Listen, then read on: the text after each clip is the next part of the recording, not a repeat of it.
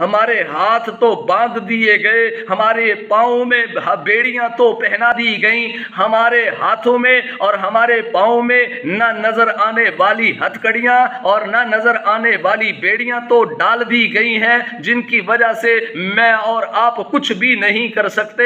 مگر یاد رکھ، تیرے دل میں بھی اپنی بہن کی محبت موجود ہے، تیری زبان ابھی تک آزاد ہے، اپنی زبان کے ساتھ اپنے رب سے مانگنا شروع کر دے۔ اللہ کی قسم، تیرا رب تیری دعاؤں کو قبول فرمائے گا۔ اس لیے میرا یہ جو وظیفہ میں آپ کو بتانے جا رہا ہوں، میں یہ جو دعا آپ کی خدمت میں سنانے جا رہا ہوں، اس دعا کو پڑھنا شروع کر دو۔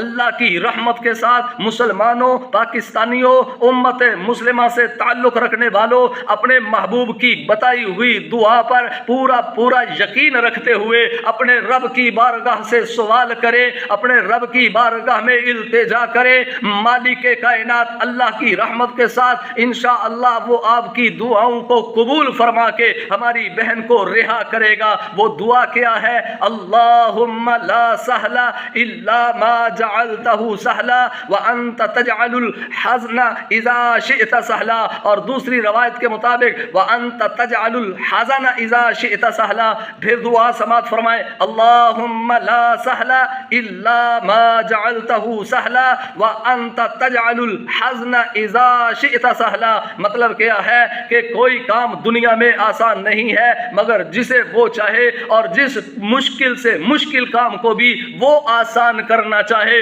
تو اس کے لیے کوئی مشکل نہیں، وہ آسان کر دیتا ہے۔ اس لیے یہ کام میرے اور آپ کے لیے مشکل ہے، مگر مالک نیلی چھت والے کے لیے مشکل نہیں کہ وہ عافیہ صدیقی کو رہا کروا دے۔